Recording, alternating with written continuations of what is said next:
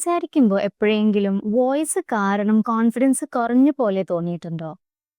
Hello, my name is Naseeba. I M A speech language pathologist. ഇന്ന് നമ്മൾ voice ഡിസോർഡേഴ്സിനെ കുറിച്ചായിരിക്കും സംസാരിക്കാൻ പോകുന്നത്. അപ്പോൾ നമ്മുടെ വോയിസിന്റെ ക്വാളിറ്റിയോ പിച്ചോ അല്ലെങ്കിൽ ലൗഡ്നെസ് നമ്മുടെ ഏജുമായിട്ട് മാച്ച് ആവാണ്ട് പോകുമ്പോഴാണ് അതൊരു വോയിസ് ഡിസോർഡർ എന്ന് പറയുന്നത്. അതല്ലാണ്ട് തന്നെ നിങ്ങൾക്ക് തോന്നുവാണ് നിങ്ങളുടെ വോയിസ് നോർമൽ അല്ല സംസാരിക്കുന്ന സമയത്ത്, അല്ലെങ്കിൽ പ്രസന്റേഷൻസ് എടുക്കുന്ന സമയത്ത് ഓർ മീറ്റിംഗ്സ് ചെയ്യുന്ന സമയത്ത് നിങ്ങൾക്ക് വോയിസ് കാരണം കോൺഫിഡൻസ് കിട്ടുന്നില്ല എങ്കിൽ അതൊരു വോയിസ് പ്രോബ്ലം ആവാൻ ചാൻസ് ഉണ്ട്.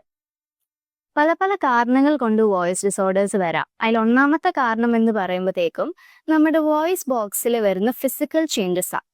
അപ്പൊ നമ്മുടെ വോയിസ് ബോക്സ് എന്ന് പറയുമ്പോഴത്തേക്കും നമ്മുടെ ത്രോട്ടിന്റെ മിഡിൽ ആയിട്ട് കാണുന്ന ഒരു സ്ട്രക്ചറാണ്. അപ്പൊ ഈ സ്ട്രക്ചറിന്റെ ഉള്ളിലായിട്ട് വോക്കൽ കോഡ്സ് ഉണ്ട്.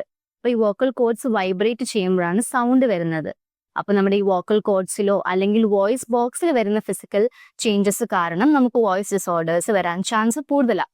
പിന്നെ ഈ സ്ട്രക്ചേഴ്സ് കൺട്രോൾ ചെയ്യുന്ന നെർവ്സ് എഫക്റ്റഡ് ആണെങ്കിലും നമുക്ക് വോയിസ് ഡിസോർഡേഴ്സ് വരാം.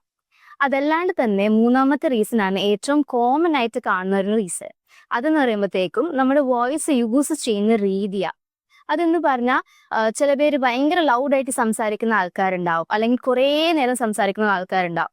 അവർക്കൊക്കെ വോയിസ് ഡിസോർഡേഴ്സ് വരാൻ ചാൻസ് ഭയങ്കര കൂടുതലാണ്. വോയിസ് പ്രോബ്ലം ഉള്ള ആൾക്കാരിൽ കാണുന്ന കുറച്ച് സിംറ്റംസ് എന്ന് പറയുമ്പോഴത്തേക്കും അവർ സംസാരിക്കുമ്പോഴത്തേക്കും വോയിസ് മുറിഞ്ഞു മുറിഞ്ഞു വരാം, അല്ലെങ്കിൽ സംസാരിക്കുമ്പോൾ തൊണ്ടവേദന, വോയിസ് ഭയങ്കര സ്ട്രെയിൻ ആവുക, റഫ് ക്വാളിറ്റി ആവുക, അല്ലെങ്കിൽ രാവിലെ എണീക്കുമ്പോഴത്തേക്കും സൗണ്ട് ഇല്ലാണ്ടാവുക, അല്ലെങ്കിൽ ഫുൾ ഡേ എടുക്കുവാണെങ്കിൽ ഈവനിങ്ങോ അല്ലെങ്കിൽ രാത്രി ആകുമ്പോഴത്തേക്കും സൗണ്ട് പോവുക.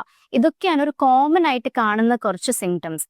വോയിസ് കാരണം നിങ്ങളുടെ ഡെയിലി ലൈഫോ അല്ലെങ്കിൽ കോൺഫിഡൻസ് എഫക്റ്റഡ് ആവുകയാണെങ്കിൽ ഒരു സ്പീച്ച് ലാംഗ്വേജ് പത്തോളജിസ്റ്റിനെ കൺസൾട്ട് ചെയ്യേ.